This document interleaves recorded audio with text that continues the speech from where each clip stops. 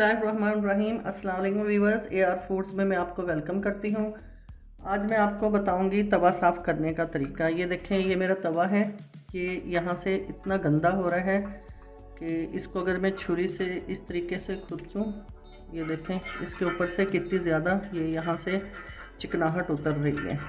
ये मैंने साफ़ नहीं किया था, इसलिए कि मैंने कहा मैं आप लोगों को भी बताऊं कि तवे को बहुत ज़्यादा गंदा हो जाए तो किस तरीके से साफ़ करते हैं। लेकिन मैंने इसको कभी इतना गंदा होने नहीं दिया। मैं तकरीबन दूसरे तीसरे दिन इसको साथ साथ साफ़ करती रहती हूँ। ये देखें, अब इसके ऊपर इतनी मोटी मोटी चिकनाहट जम गई है। अब जो है मैंने कहा मैं इसको आज साफ़ करूँ। मैं इसको किस तरीके से करूँगी, सबसे पहले मैं इसको रखूँगी चूल्हे के ऊपर। फ्लेम ऑन करूँगी, करके इसको अच्छी तरह से गर्म करूँगी। एक पुरानी छुरी ले ली है, 2 रेक मार लिए हैं मैंने। फ़िलहाल रेक मार का काम तो बाद में आएगा, सबसे पहले इसको करते हैं गरम। तवा देखें गरम होना शुरू हो गया है। अब ये मेरे पास छुरी है और एक मैंने ये रखा है अपने पास स्क्रैपर। ये इसको थोड़ा जंग लग गया है तो, लेकिन यही मैं इस्तेमाल करूँगी। सबसे पहले ये पुरानी छुरी जो है, इससे जो है ये देखें तवा गरम हो गया है। तो अब इसको मैं इस तरीके से इसको खुरचूँगी तो ये जो ऊपर लेयर है इसकी, ये सारी लेयर जो है ये उतरना शुरू हो जाएंगी। फ्लेम जो है नीचे से मैंने ऑन रखी हुई है। इसको हल्के हल्के सारी में खुरचती जाऊँगी,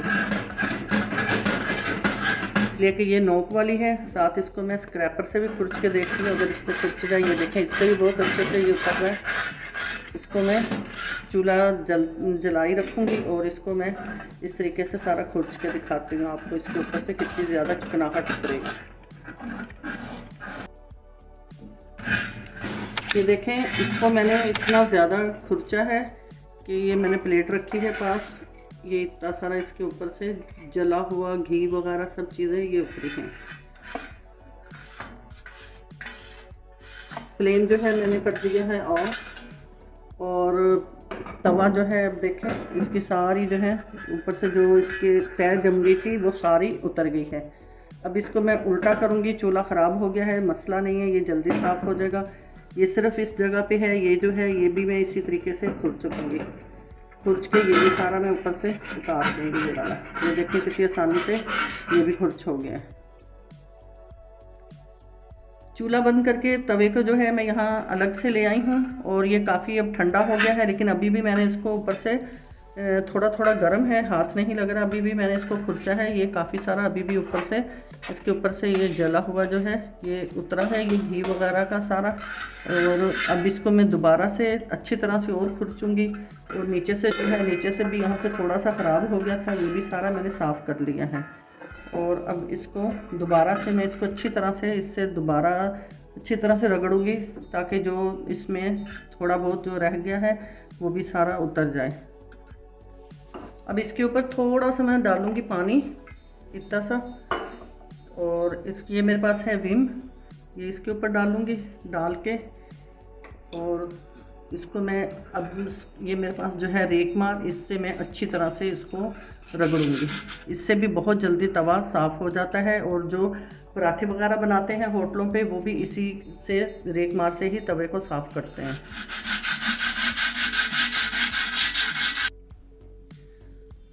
ये देखें इतना ये साफ़ हो गया है। अभी दोबारा इसके ऊपर मैं डालूंगी विम और डाल के अब इसको मैं, ये मेरे पास स्टील बोल है बर्तन धोने का, इससे मैं इसको अच्छी तरह रगड़ूंगी। और हाथों के ऊपर ग्लव्स लाजमी पहन लें, तवा साफ़ करते हुए हाथ काले ना हों।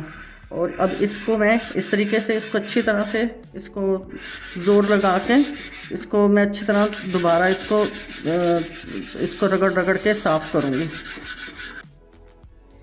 ये देखें, अब इसको मैंने खूब साफ़ किया है तो इस तरीके से माशाल्लाह से बिल्कुल साफ़ हो गया है। और ये जो निशान है ये इसके ये जो है ये जले हुए का कुछ नहीं है, ये वैसे ही जो ऊपर लगा हुआ था ये चिकनाहट वगैरह ये उसके निशान हैं।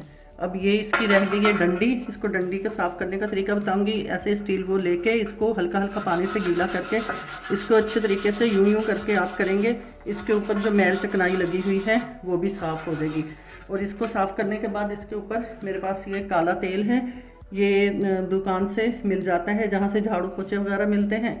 और इसके अंदर मैंने थोड़ा सा पानी डाला है। ये बहुत ज़्यादा तेज़ होता है, इससे हाथ भी ख़राब हो जाते हैं। ग्लव्स पहन के जब भी इस्तेमाल करें, ग्लव्स पहने। अगर ग्लव्स नहीं है तो आप शॉपिंग बैग हाथ के ऊपर चढ़ा के ऊपर से रबर बैंड चढ़ा लें। इसके ऊपर लगा के इसको मैं 10 मिनट के लिए छोड़ दूँगी। मैंने यहाँ सिंक के पास तवे को इसलिए रखा है कि साथ साथ धो के जो है मैं पानी सारा सिंक की तरफ वाइपर से साफ़ करती जाऊँ।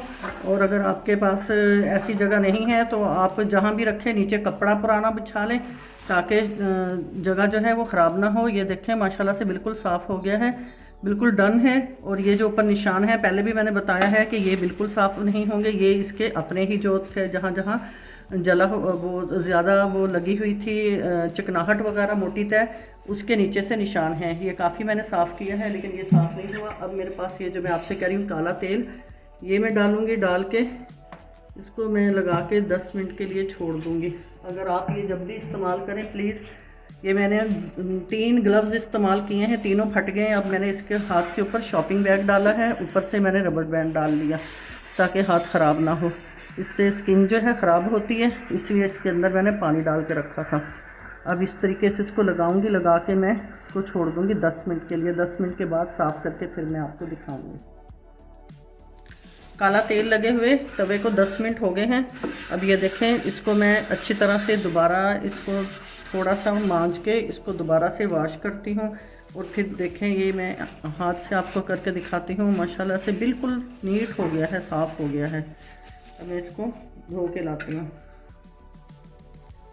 व्यूअर्स देखें, माशाल्लाह से तवा जो है बिल्कुल मेरा साफ़ हो गया है। अगर कभी आपका तवा इतना ख़राब हो जाए, गंदा हो जाए, तो उसको गरम गरम हाथ बचा के साफ़ करें और उसको दूसरे तीसरे दिन धोएं। नौबत ही ना आए कि इतना गंदा तवा करके हम साफ़ करें। और ये देखें, तौलिया जो है कितना गंदा हो गया है। जो इसके ऊपर कालक लगी हुई थी वो अच्छे तरीके से मैंने साफ़ कर दी है।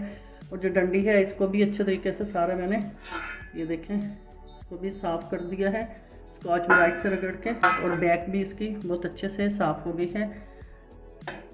और हाथ जो है तवा धोने के बाद हाथों को ज़रूर कोई लोशन या कोई क्रीम लगा लें, ताकि कोई केमिकल लग जाता है तो उससे स्किन जो है सही हो जाए। और आप ज़रूर कमेंट सेक्शन में बताइएगा कि आपको हमारी ये तवा साफ़ करने की टिप कैसी लगी। इसके साथ ही AR फूड से इजाज़त दें। अल्लाह हाफिज़।